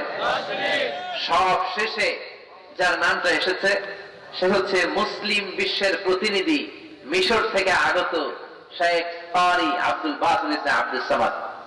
মাইক্রোফোন থেকে ঘোষণা দেওয়া হলো, নাও the representative of Muslim Ummah come from Egypt, Abdul Basit ibn Abdul Samad will recite the Holy Book Quran. এখন মুসলিম বিশ্বের প্রতিনিধি কারি আব্দুল বাসিত ইবনে আব্দুল সামাদ কোরআন থেকে 10 মিনিট তেলাওয়াতের জন্য ডায়াসে আসবে, মঞ্চে আসবে। মিশরি কারীরা দাঁড়িয়ে রাখে না, ক্লিন শেভ। আব্দুল বাসিত ইবনে আব্দুল সামাদের কারি বাসিতেরও দাঁড়িয়ে নাই, ফোলা একটা জুব্বা, মাথায় একটা লাল টুপি, পাতলা একটা চাদর পরে কোরআনের একটা কপি নিয়ে তিনি আসতে শুরু করলেন পেছন থেকে, যেহেতু মুসলমান তো সিট পড়ছে পিছনে। সব শেষ থেকে তিনি হেঁটে সামনে এসেছেন, মাইক্রোফোনের সামনে তিনি দাঁড়ালেন।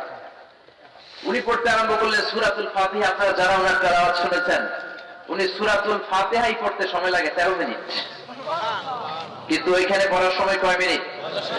কেন 13 মিনিট লাগে ওনার সূরা ফাতিহা? He repeat all the time long, all the verses he recite. সে যে আয়াতগুলো পড়ে রিপিট করে করে পড়ে। আউযু বিল্লাহি মিনাশ শাইতানির রাজীম, বিসমিল্লাহির রহমানির রহিম বলে যখন আলহামদুলিল্লাহি রাব্বিল আলামিন বলবে, আর রহমানির রহিম বলবে, আবার আউযু বিল্লাহ থেকে শুরু করবে, এরপর আবার যাবে মালিক ইয়াউমিদ্দিন, এরপর আবার আল্লাহু আকবার বলে আউযু বিল্লাহি মিনাশ শাইতানির রাজীম থেকে শুরু করবে। এজন্য সূরা ফাতিহা পড়তে ওনার সময় লেগে যায় 13 মিনিট। ওই গর্ভান্বিশ্রমে উনি সূরা ফাতিহা দিয়ে শুরু করলেন। সূরা ফাতিহা শেষ করতে সময় লেগে গেছে 12 মিনিট।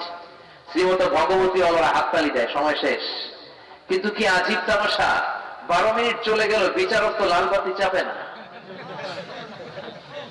ওনার কণ্ঠের তেলাওয়াত শুনে ইউনাইটেড স্টেটস অফ আমেরিকার কনফারেন্স রুমে পিনপতন নীরবতা, সব পাগলের মতো তাকিয়ে আছে।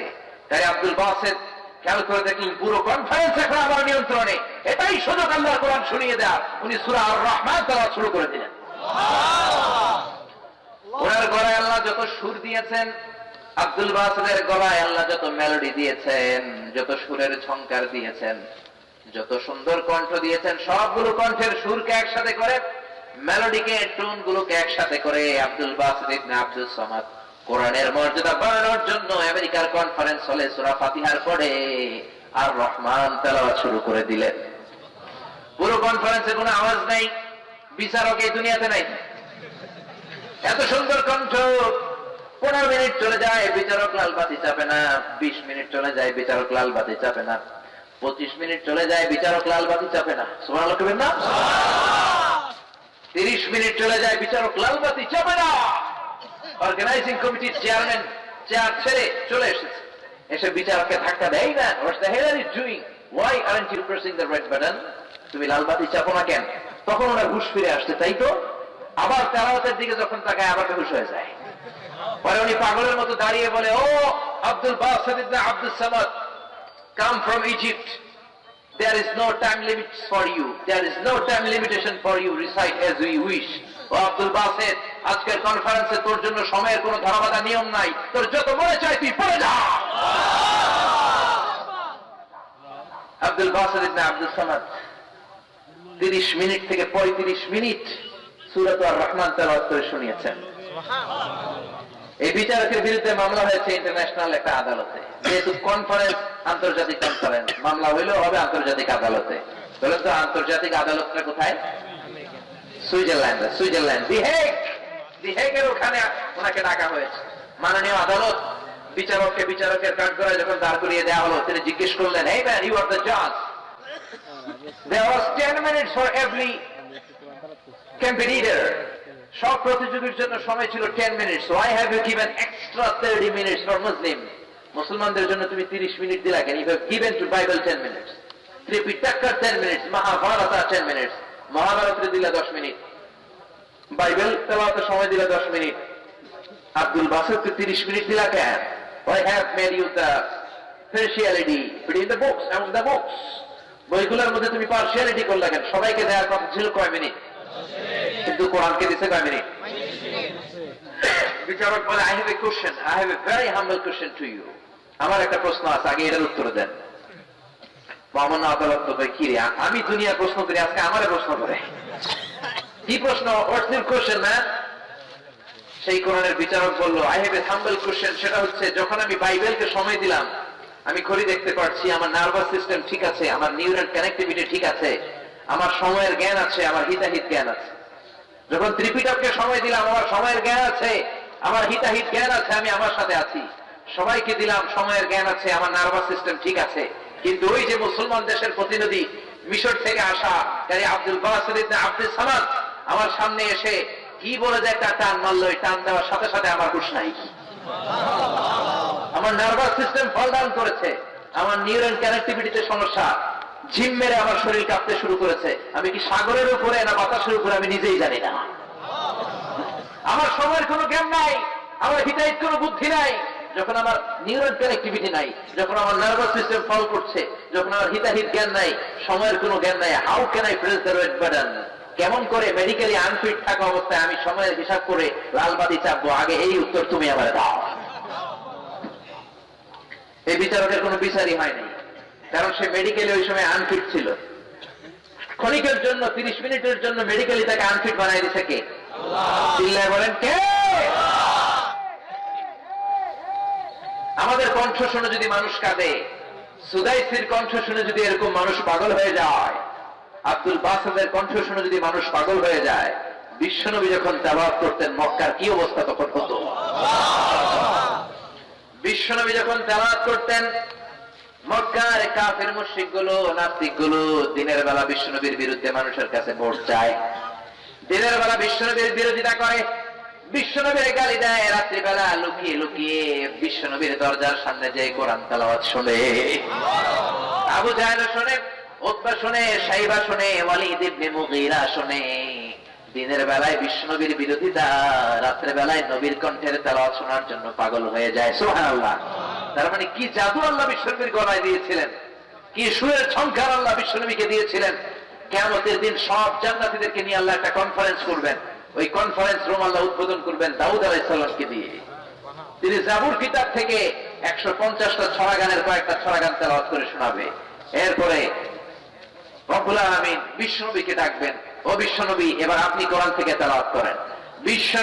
বিশ্বনবীর উপর নাজিল হওয়া সবচাইতে সুন্দর সূরা সূরা ইয়াসিন তেলাওয়াত করবেন। ইয়াসিন ওয়াল কুরআনিল হাকীম ইন্নাকা লামিনাল মুরসালিন আলা সিরাতিম মুস্তাকিম। দুনিয়ায় আমরা বিশ্বনবীর তেলাওয়াত শুনতে পারি নাই, জান্নাতে যাওয়ার সৌভাগ্য যদি আমাদের হয়, সেদিন আমরা সবাই মিলে বিশ্বনবীর তেলাওয়াত শুনবো। চিল্লায় বলেন ঠিক না?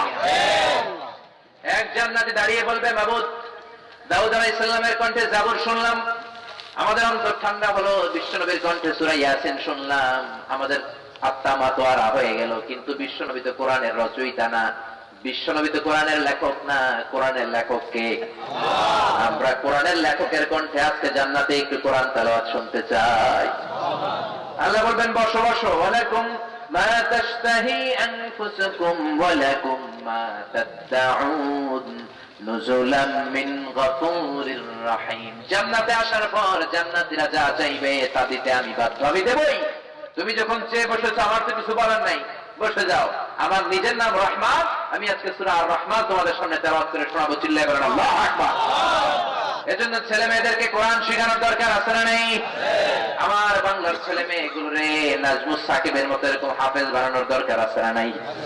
এই দেশে আমার তামাল ছেলেরা ক্রিকেটাররা যখন গোটা বিশ্ব কাঁপিয়ে বিজয় ছিনিয়ে আনে, আমার দেশের মাননীয় প্রধানমন্ত্রী এয়ারপোর্টে চলে যায়, ক্রিকেটারদেরকে সম্মান দেওয়ার জন্য রেড কার্পেট রিসেপশন দেয়, লাল গালিচার সংবর্ধনা দেয়, ঠিক কিনা?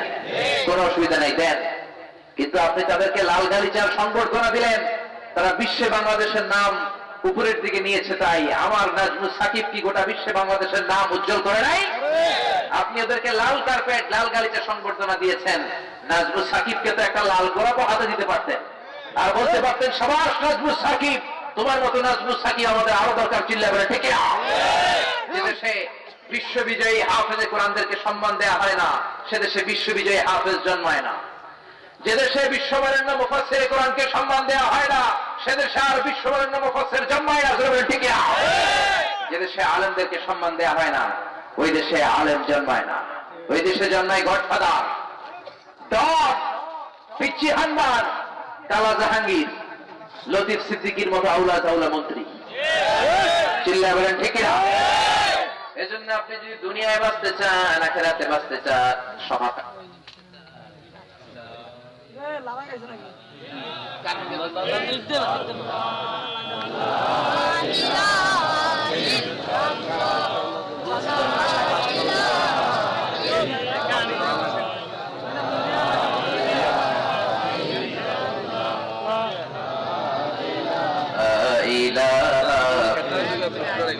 কোরআনের মাহফিলে বসবে যারা, আল্লাহর কাছে প্রিয় তারা, আল্লাহর কাছে প্রিয় যারা, জান্নাতে প্রবেশ করবে তারা, জোরে লা ইলাহা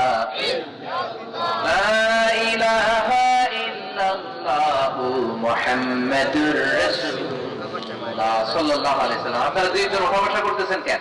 আলোচনা শেষ করে দিব? আমি মোনাজাত দিয়ে দিই। হ্যাঁ,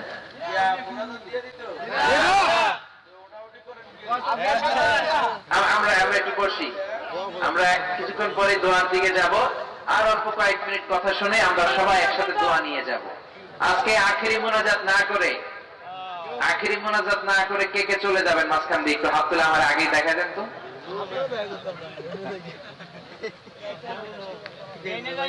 কেউ যাবেন না? আজকে এই মাহফিলটা আমার এই বছরের শেষ মাহফিল। আমার আজকে মাহফিল ছিল যশোরে, মাহফিলটা বন্ধ করে দেওয়া হয়েছে। গত সপ্তাহে দুইটা প্রোগ্রাম নিয়ে গিয়েছিলাম, সাতক্ষীরা আর যশোর। সাতক্ষীরার মাহফিল বন্ধ, নোয়াখালীতে এক মাহফিল বন্ধ। কিছু কিছু পাগলা লোক আছে, তাফসীরুল কোরআন শুনলেই গায়ে চুলকানি বাড়ে, আছে না নাই? নামাজের রোজার ধারে ধারে না, তাফসীরে মাহফিল চোখে সয় না, আছে না নাই? নামাজের রোজার ধারে ধারে না, তাফসীরে মাহফিল চোখে সয় না, শুধু খেলে কবু একবার ওই গুনাতি হাতুর ফাঁকি দিলি শুধু জনগণকে, আল্লাহর দরবারে বরখাস্ত খাস্ত হয়, পাপ করিবার হস্ত হস্ত হয়, তাই যদি হয় ব্যস্ত ব্যস্ত, কি করিলি দুনিয়াতে নিজেকে সঠিক বলে, ফাঁকি দিলি শুধু জনগণকে, আল্লাহর দরবারে বরখাস্ত খাস্ত হয়, পাপ করিবার হস্ত হস্ত হয়, তাই যদি হয় ব্যস্ত ব্যস্ত, চিল্লা বলে ঠিক না? আল্লাহ এদেরকে হেদায়েত দান করুক, আমরা পড়ি আমিন। এজন্য জীবনে মরণে সমাধান যদি পেতে চান, কোরআনের দিকে যেতে হবে, কেননা কোরআনের একটা নাম হলো আল ফুরকান। কোরআনের নাম কি? সবাই বলেন কি নাম? ইফাররাকু বাইনাল হাক্কি ওয়াল বাতিল। কোরআন হক আর বাতিলের মাঝে পার্থক্য করে দেয়। It differentiates between right and wrong. This Quran differentiates between good and bad. ভালো খারাপের মধ্যে পার্থক্য করে দেয়। কোন বিষয়ে যদি আপনি সংশয়ে থাকেন, কনফিউশনে থাকেন, আপনি কোরআনের দিকে যাবেন। কোন দিকে যাবেন? আপনি কোরআন দিয়ে যাচাই করেন, কোরআন দিয়ে টেস্ট করেন, কোরআন দিয়ে ইভালুয়েট করেন, because Quran can provide you the real solution. কোরআনই আপনাকে একমাত্র আসল সমাধান দিবে, জীবনেও দিবে, মরণেও দিবে, ঠিক না? সমাধান চাও যদি জীবনে মরণে, ফিরে যাও খুঁজে নাও, চোখ রাখো কোরআনে। পড়েন সবাই, সমাধান চাও যদি জীবনে মরণে ফিরে যাও খুঁজে নাও চোখ রাখো কোরআনে if you want a solution this dunya and akhirah go back have a look to the holy Quran ঠিক না জীবনে মরণে সমাধান চান কোরআন থেকে সমাধান নেন জীবন সাজাতে চান কোরআন দিয়ে সাজান কোরআন দিয়ে না সাজালে আপনার জীবন সুন্দর হবে না আমি বলি যে কোরআন দিয়ে না সাজালে দেশ সুন্দর হবে না ফ্যামিলি সুন্দর হবে না সমাজকে সুন্দর হবে না এ দেশ থেকে দুর্নীতিও বন্ধ করা যাবে না যেরকম ঠিকিরা দুর্নীতি দমন কমিশন দিয়ে দুর্নীতি বন্ধ হয় না আমি একটা নাম দিয়ে ফেলছি এটার ল্যাংড়া দুদক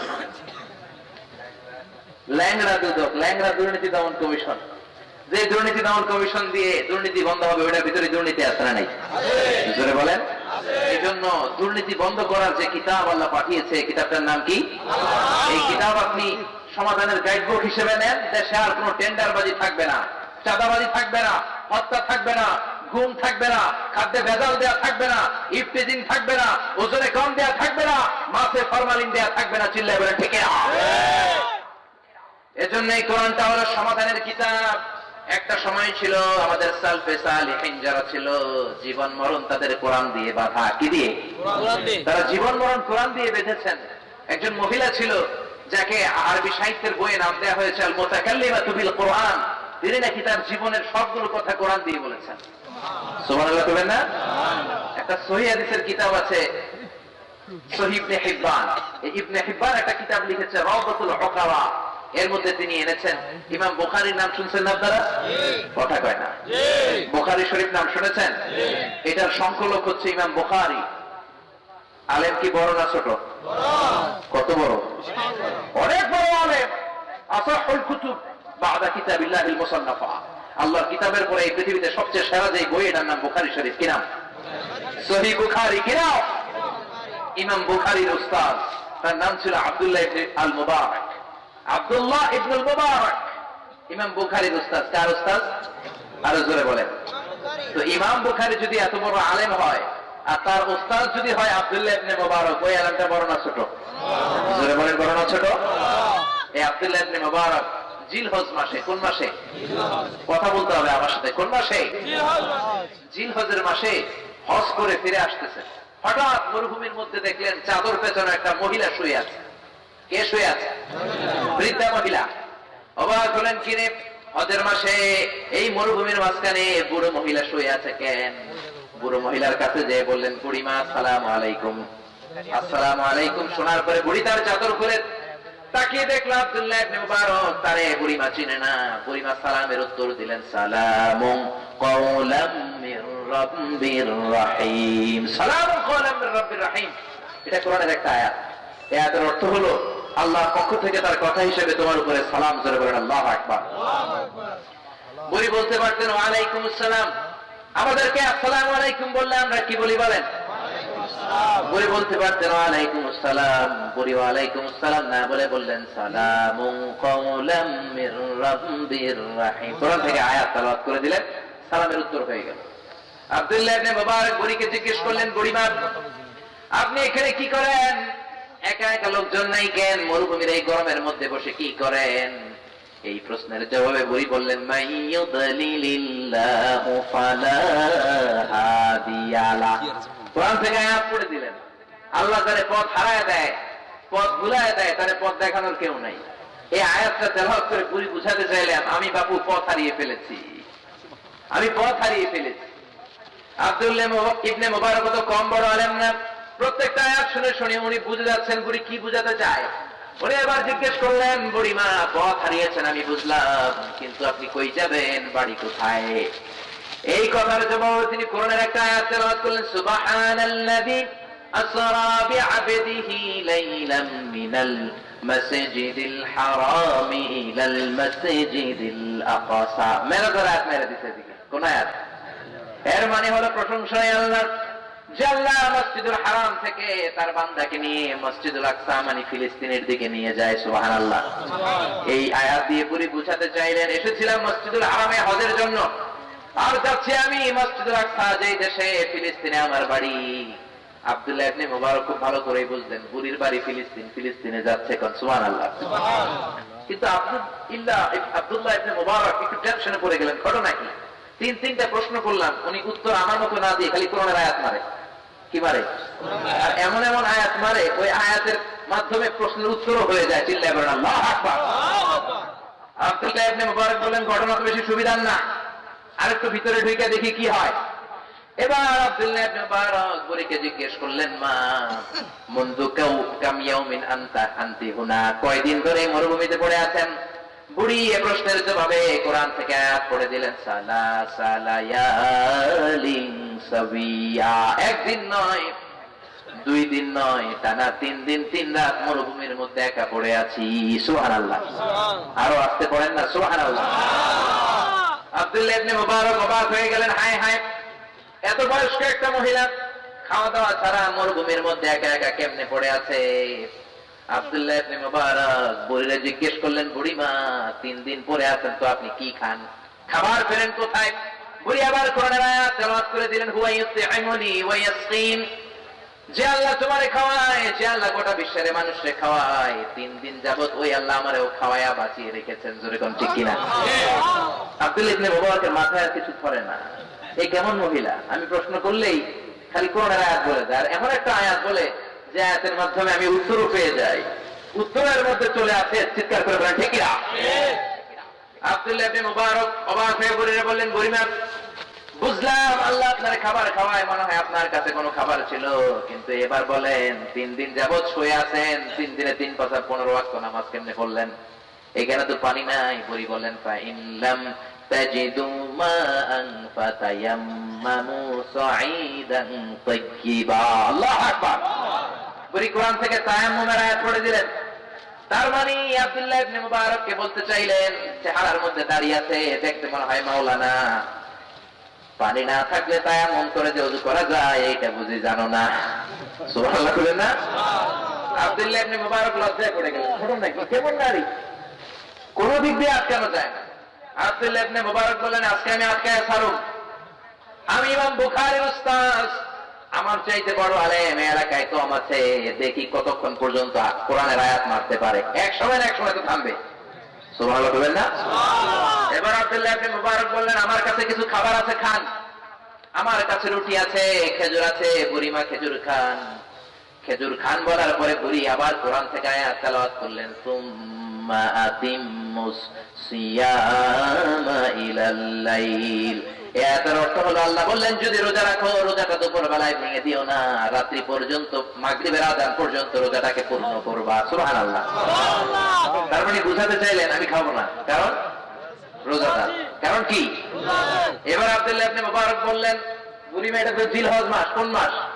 কথা কয় না। হজ হয় কোন মাসে? হজ করেন কোন মাসে? এটা তো রমজান মাস না। লাইসা হাযা শাহরু রমাদান, হাযা শাহরু যুলহিজ্জা। এটা জিলহজ মাস। জিলহজের মাসে আবার কিসের রোজা? বুড়ি এই প্রশ্নের জবাবে আয়াত তেলাওয়াত করলেন, ওয়ামান ফামান তাতাওয়া বিখাইরিন ফাইন্নাল্লাহা শাকিরুন আলীম। এর মানে হলো, ফরজ রোজা ছাড়া নফল রোজা থেকে তোমরা যদি কিছু রাখো, ওই রোজাগুলোর পরিপূর্ণ প্রতিদান দিয়ে দান করবেন কে? ফরজ রমজানের রোজা ছাড়া গোটা বছর ব্যাপী সোমবারে, বৃহস্পতিবারে, আরো নানান সময় আশুরার রোজা, আরো কিছু নফল রোজা, জিলহজ মাসের নফল রোজা আছে না নাই? এরা দিয়ে বলে বুঝাতে চাইলেন, রমজান নয় তো কি হয়েছে, ফরজ রোজা তো রাখি নাই, আমি রেখেছি নফল রোজা। কি রোজা? আব্দুল্লাহ ইবনে মুবারকের আর হুঁশ নাই। ঘটনা কি? এটা কি মহিলা? এবার উনি হাম্বলি মাযহাবের ইমাম ছিলেন, মাসালা খাটাইলেন। উনি বললেন, বুড়িমা নফল রোজা তো ভাঙা জায়েজ আছে, আমাদের হানাফি মাযহাবে জায়েজ নাই। হানাফি মাযহাবে নফল রোজা রাখলেও নিয়ম হচ্ছে এটাকে পরিপূর্ণ করবেন, কিন্তু বাকি 3 মাযহাবের নিয়ম হচ্ছে আস-সাইমুল মুতাতাওবিউ আমিরুন আলা নাফসি। বুখারীর বর্ণনা, নফল রোজা দানকারী সে নিজেই আমির, চাইলে পুরো রোজা রাখতেও পারবে, খোদা রাখলে ভেঙেও ফেলতে পারবে। আল্লাহু আকবার। উনি বললেন, বুড়িমা নফল রোজা তো সফরে ভাঙা যায়, একটু খেজুর খান, ভাঙলে সমস্যা কি? বুড়ি কোরআন থেকে আয়াত তেলাওয়াত করলেন, ওয়া আন তাসুমু খায়রুল লাকুম ইন কুনতুম তা'লামুন। এর মানে হলো, নফল রোজা ভাঙা যায়, কিন্তু রোজা যদি তোমরা পূর্ণ করো এটা তোমাদের জন্যই ভালো, কারণ রোজা রাখলে সওয়াব আছে না নাই? আব্দুল্লাহ ইবনে মুবারকের খবর আছে, এই মহিলারে এমনি আটকানো যাবে না। এই মহিলা অনেক জ্ঞানী মহিলা। এই মহিলার যদি এইখানে পালাই আমি চলে যাই, কিয়ামতের দিন আল্লাহ আমার মাফ করবে। আব্দুল্লাহ ইবনে মুবারক বলেন, বুড়িমা আপনি আমার উটের উপরে চড়েন, ফিলিস্তিন হোক দুনিয়ার যেই মাথায় হোক, আপনার ঘরে আমি নিজেই পৌঁছাইয়া দিয়া দেব, নিজেই আপনার পৌঁছাই দিয়ে আসবো। উনি ওটটা বসায় দিলেন। বুড়ি এবার ওটের উপরে বসতে আরম্ভ করলেন। বুড়ি যখন ওটের উপরে ওঠে, আব্দুল্লাহ ইবনে মুবারক বড় বড় চোখ করে বুড়ির দিকে তাকায় আছে। বুড়ি কোরআন থেকে আয়াত তেলাওয়াত করলেন, কুল লিল মুমিনিনা ইয়াগুদ্দু মিন আবসারিহিম। এর মানে হলো নবী আপনি মুমিনদেরকে বলেন তারা যেন চোখ নামায়। মহিলা চলাফেরা করলে যেন বড় বড় চোখ করে তাকায় না থাকে। দিয়ে বুড়ি আরেক ধমকি দিলেন, বুঝাতে চাইলেন আমি কি তোমার শাশুড়ি লাগি নাকি মিয়া? আমারে তুমি উঠে চড়ায় বাড়িতে দিয়ে আসবে ভালো কথা, আমি তো বেগানা নারী, আমার দিকে বড় বড় চোখ করে তাকাও কেন? সুবহানাল্লাহ বলবেন না? এবার আব্দুল্লাহ ইবনে মুবারক লজ্জা পেলেন, তাই তো এখন দেখি এই বেরি আমার শিখায়। সুবহানাল্লাহ বলবেন না? উনি চোখ নামালেন, বুড়ি ওটের উপরে চললেন। ওটের উপরে বসে বুড়ি পড়তে আরম্ভ করলেন, সুবহানাল্লাযী সাখখারা লানা হাযা ওয়া মা কুন্না লাহু মুকরিনিন ওয়া ইন্না ইলা রাব্বিনা লামুনকালিবুন। সফরে গেলে আপনি কোন দোয়া পড়বেন? কোরআনের আয়াতের মধ্যে আছে না নাই? আছে। বুড়ি সফরের দোয়াটাও কোরআনের আয়াত থেকে মেরে দিলেন। সুবহানাল্লাহ পড়েন। এবার আব্দুল্লাহ ইবনে মুবারক বুড়ির পিঠের উপরে উঠাইয়া বুড়িরে দেখানোর জন্য জোরে জোরে ওট চালাতে লাগলো। ওটের রশি ধরে টান দেয়, ওট লাফিয়ে লাফিয়ে সামনের দিকে চলে। বুড়িমা কিচ্ছু কয় না, খালি কোরআন পড়ে। কি পড়ে? বুড়ি পেছন থেকে বললেন, ওয়াকসিদ ফি মাশিকা ওয়াগদুদ মিন সাউতিকা ইন্না আনকারাল আসওয়াতি লাসাউতুল হামির। এর অর্থ হচ্ছে ওয়াকসিদ ফি মাশিক, হাঁটার সময় একটু ভদ্রভাবে হাঁটা, চলার সময় একটু ভদ্র হয়ে হাঁটে, তো লাফালাফি করে হেঁটো না। সুবহানাল্লাহ বলেন না? আবার লজ্জা পেলেন, এবার আস্তে আস্তে হাঁটে। এবার আস্তে আস্তে ওটের রশি ধরে টান দেয়, ওটো আস্তে আস্তে সামনের দিকে যায়। আরব বিশ্বের একটা নিয়ম ছিল, ওটের সামনে বসে যদি কেউ কবিতা তেলাওয়াত করে, কবিতার তালে তালে ওট সুন্দরভাবে পা ফেলে ফেলে হাঁটে। আব্দুল্লাহ ইবনে মুবারক কবিতা জানতেন, অনেক কবিতা আরবি জানতেন, তেলাওয়াত করা শুরু করে দিলেন।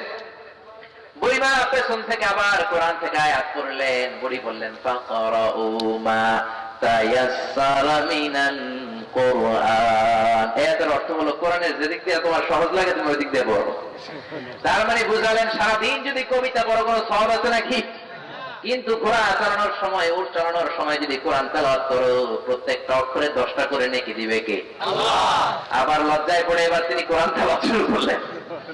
এবার মনে মনে প্রশ্ন খুঁজে, এমন কি প্রশ্ন করা যায় যেটার উত্তর বুড়ি কোরআন দিয়ে দিতে পারে না?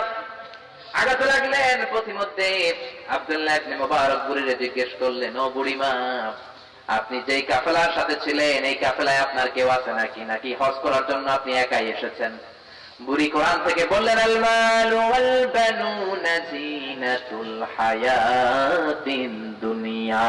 এর অর্থ হলো সন্তান আর সম্পদ এগুলো দুনিয়ার সৌন্দর্যের অংশ। মানে বুঝাতে চাইলেন এই কাফেলায় আমার কিছু সন্তানও আছে, আমার কিছু সম্পদও আছে। সুবহানাল্লাহ বলবেন না আপনারা? এইবার আব্দুল্লাহ ইবনে মুবারক নিলেন চান্স, তো এইবার পাইছি। বুড়ির সন্তানদের নাম কি এগুলো জিজ্ঞাসা?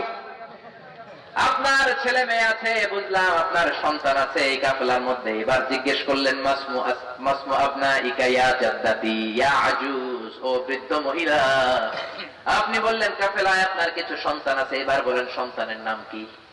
এবার তো উত্তর দিতে পারবে না। বুড়ি কোরআন থেকে 3টা আয়াত তেলাওয়াত করলেন। কয়টা? জোরে বলেন কয়টা? 3টা। এক নম্বরে পড়লেন, ওয়াত্তাখাযাল্লাহু ইব্রাহিমা খলিলা ওয়া কাল্লামাল্লাহু মূসা তাকলীমা ইয়া ইয়াহইয়া খুযিল কিতাবা বিকুওয়া। আল্লাহু আকবার। তার মানে বুঝালেন আমার এক ছেলের নাম, আরেক ছেলের নাম, আরেক ছেলের নাম আল্লাহু আকবার। আজেবাজে নাম আমাদের মতো নান্টু বল্টু সল্টু রাখে নাই, কারণ নান্টু বল্টু সল্টু তো কোরআনে নাই, ঠিক কিনা? মুসলমানের সন্তানদের আজ একই আমল নামারে দাও না জবাব তোমরা আমারে, ও তোমরা দাও দাও দাও না জবাব তোমরা আমারে। ইসলামী নাম কেবল তোমরা খাতায় টুকে রাখো, নান্টু বল্টু সল্টু মল্টু আর ওরা কো জন্টু রন্টু এমন নামটি রাখে আজকাল কামারে, দাও না জবাব তোমরা আমারে। মুসলমানদের সন্তানদের আজ কি আমল নামারে, দাও না জবাব তোমরা আমারে। বিশ্বনবী বললেন আহাব্বুল আসমাইল আল্লাহি আব্দুল্লাহ আব্দুর রহমান, আল্লাহর কাছে সব চাইতে প্রিয় নাম একটা হলো আব্দুল্লাহ, একটা আব্দুর রহমান। কিয়ামতের দিন তুদাউনা ইয়াউমাল কিয়ামাতি বিআসমাইকুম ওয়া বিআসমাই আবাইকুম, কিয়ামতের দিন রব্বুল আলামিন প্রত্যেকের নাম ধরে তার বাবার নাম ধরে ডাকবে। এজন্য ছেলের নাম যদি হয় আব্দুল্লাহ, বাবার নাম আব্দুর রহমান, আল্লাহ বলবেন তাআলা ইয়া আব্দুল্লাহ ইবনে আব্দুর রহমান, আব্দুর রহমানের ছেলে আব্দুল্লাহ। আর পোলার নাম যদি হয় নালটু, বাবার নাম যদি হয় জলটু, আল্লাহ বলবেন নলটু ইবনে জলটু, সামনে আয়। জোরে কোন ঠিক কিনা? কিয়ামতের দিন রব্বুল আলামিন একটা ডাক দিবেন, মারিয়াম, ইব্রাহিম। রব্বুল আলামিনের ডাক শোনার সাথে সাথে দুনিয়ার সব মারিয়াম হাত তুলে দাঁড়াবে, দুনিয়ার সব ইব্রাহিম হাত তুলে দাঁড়াবে। আল্লাহ ডেকে বলবেন এত মারিয়াম কেন, এত ইব্রাহিম কেন? আমি তো এত এত মারিয়াম আর ইব্রাহিমকে ডাকি নাই, আমার কলিজার টুকরা খলিল ইব্রাহিমকে ডেকেছি, আমার নবী সাইয়েদনা ঈসার মা মারিয়ামকে ডেকেছি। এত মারিয়াম কারা রে, এত ইব্রাহিম কারা? ফেরেশতারা বলবেন মাবুদ, দুনিয়ার অনেক মা বাবা তাদের মেয়ের নাম মারিয়ামের সাথে মিলিয়ে মারিয়াম রেখেছে, ছেলের নাম আপনার খলিল ইব্রাহিমের সাথে মিলিয়ে ইব্রাহিম রেখেছে। আপনি যখন সাইয়েদনা ইব্রাহিম আর মারিয়ামকে ডাক দিয়েছেন, কিয়ামতের ময়দানের সব মারিয়াম আর ইব্রাহিম মনে করেছে আপনি তাদেরকে ডাক দিয়েছেন, হাত তুলে দাঁড়িয়েছে। সুবহানাল্লাহ কইবেন না? আল্লাহ খুশি হয়ে যাবেন, রব্বুল আলামিনের ভালো লেগে যাবে, বলবেন যা যা ঘোষণা দিয়ে দিলাম, যেই মা বাবা ছেলে মেয়েদের নাম মারিয়ামের সাথে মিলিয়ে মেয়ের নাম মারিয়াম রাখলো, ইব্রাহিমের সাথে মিলিয়ে ইব্রাহিম রাখলো, আমার খলিল ইব্রাহিম যখন জান্নাতে ঢুকে যায়, আমার মারিয়াম যখন জান্নাতে ঢুকে যায়, দুনিয়ার সব মারিয়াম আর ইব্রাহিম যেন তাদের পিছনে পিছনে লাইন ধরে জান্নাতে ঢুকে যায়। বুড়ি কোরআনের 3টা আয়াত তেলাওয়াত করে বুঝালেন, আমার প্রথম ছেলের নাম ইব্রাহিম, দ্বিতীয় ছেলের নাম মুসা, তৃতীয় ছেলের নাম ইয়াহইয়া। সুবহানাল্লাহ কইবেন না? আব্দুল্লাহ ইবনে মুবারককে এবার কানে ধরলাম, আর কোনো প্রশ্ন করব না, কারণ হারানো যাবে। এবার তিনি চলতে লাগলেন, চলতে চলতে কয়েকদিন কয়েক রাত চলার পরে ফিলিস্তিনে ওনার বাড়িতে চলে আসলেন।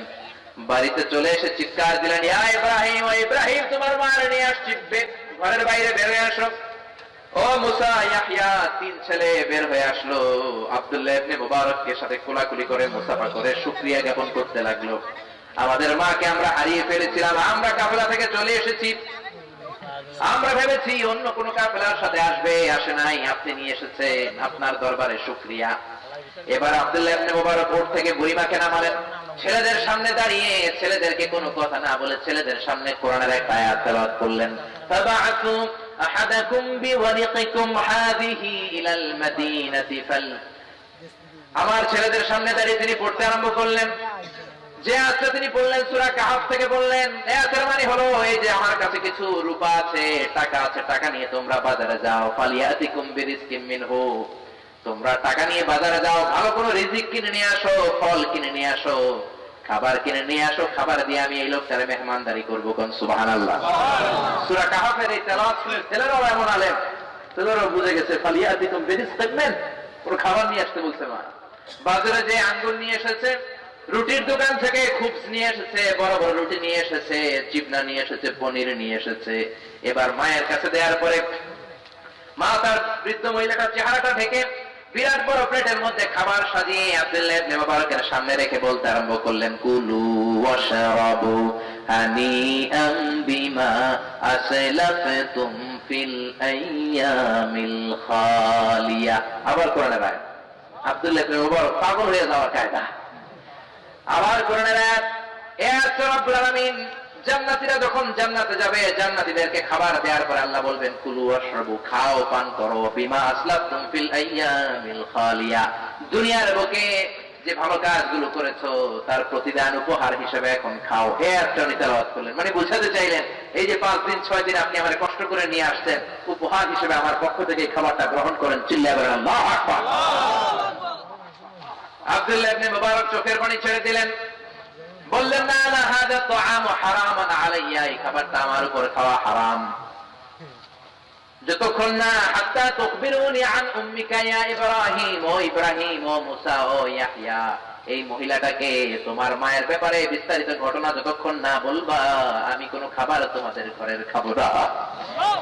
এবার ইব্রাহিম বলে, আব্দুল্লাহ ইবনে মুবারক, হাদিহি উম্মুনা, এই মহিলাটা আমার মা, এই মহিলাটা আমার ভাই মুসার মা, আমাদের মা।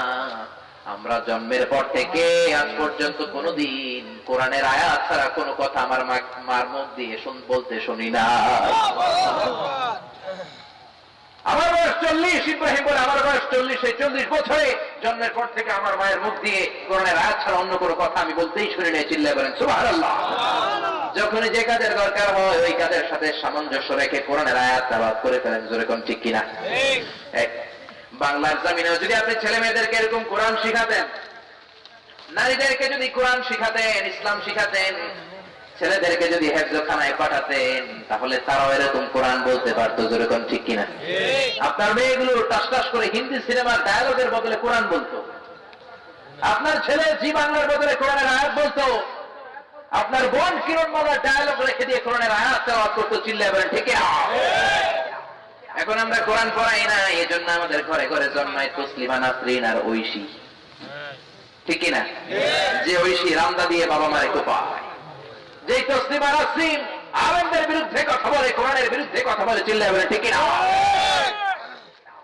এজন্য জি বাংলা বাদ দিতে হবে, স্টার জলসা বাদ দিতে হবে, কিরণমালা বাদ দিতে হবে। এগুলোই আমাদের পারিবারিক অশান্তির মূল কারণ। জোরে বলেন ঠিক কিনা? 12টা বাজাইল রে হিন্দি ফিল্মে, দেশটা রসাতলে গেল রে নানা কুকর্মে, এসব দেখা মরি আমরা ভীষণ লজ্জা শরমে। হিন্দি ফিল্মে দেশের 12টা বাজাইল রে হিন্দি ফিল্মে। ঠিক না? ফিল্ম দেখা 8 বছরের কলিমুদ্দির পোলায়, 9 বছরের জরিনারে দেয় যে গলায় মালা। আরে ফিল্ম দেখা নেশা কইরাই আবারে কয়টা ডিগো, হিন্দি ফিল্মে দেশের 12টা বাজাইল রে হিন্দি ফিল্মে, দেশটা আরো সাতলে গেল রে নানা কুকর্মে। চিল্লায় বলেন ঠিক না? আপনার একটা শক্ত সিদ্ধান্ত আপনার ফ্যামিলিটারে জান্নাতের টুকরা বানাই দিবে। আপনার একটা শক্ত সিদ্ধান্ত আপনার ফ্যামিলিটারে জাহান্নামের টুকরা বানাই দিতে পারে। জোরে বলেন ঠিক না? এজন্য জি বাংলা, স্টার জলসা, কিরণমালা এগুলোর বিরুদ্ধে আমাদের দুর্বার আন্দোলন গড়ে তুলতে হবে। রাজি আছো মুসলমান? এগুলো আমরা নিজেরাও দেখবো না, ফ্যামিলির কাউরে দেখতে দিব না। রাজি আছো মুসলমান? কে রাজি? দু হাত উঁচু করে আল্লাহর দেখা। আল্লাহ আমাদের হাত তুলে কবুল করে নেক। আমরা পড়ি আমিন। আর জোরে পড়েন আমিন। এবার প্রেসক্রিপশন নেন। Prescription number 1, how to increase the attachment with the holy Quran. কেমন করে কোরআনের সাথে আপনি অ্যাটাচমেন্ট বাড়াবেন? প্রতিদিন ফজরের নামাজ জামাতের সাথে পড়ে আমাদের কোরআন তেলাওয়াত দিয়ে দিন শুরু করতে হবে। রাজি আছেন? প্রতিদিন 1 পৃষ্ঠা কিংবা আধা পৃষ্ঠা হলেও আমরা কোরআন তেলাওয়াত করব। রাজি আছেন? যারা কোরআন তেলাওয়াত করতে জানেন না, ইমাম সাহেবের কাছে, মুয়াজ্জিন সাহেবের কাছে, হাফেজ সাহেবদের কাছে যারা পড়তে জানে তাদের কাছে সান্ধ্যকালীন ক্লাস করেন, নৈশ ক্লাস। বয়স্কদের কোরআন শিক্ষা নামে অনেক জায়গায় অনেক কোরআন শিক্ষার ক্লাস হয়, সেখানে যান। কোরআন শিখার কোনো সময় নাই, কোরআন শিখার কোনো বয়স নাই, কোরআন শিখার কোনো দিনক্ষণ নাই।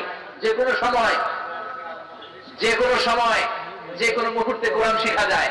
আপনারা যদি আন্তরিকভাবে মহাবিশ্বের মহাগ্রন্থ আল কোরআনকে শুদ্ধভাবে তাজবিদের সাথে শিখতে চান, এই যে হযরতুল আল্লাহ বললেন, এলাকার আলেমেরা বিকেল বেলা হলেও, মাগরিবের পরে হলেও, রাত্রিবেলা হলেও সান্ধ্যকালীন ক্লাস করে আপনাদেরকে খুবই সহজ ভাষায় কোরআন শিখাই দিবে। শিখতে রাজি আছেন তো? হুজুরের সাথে যোগাযোগ করতে রাজি আছেন তো?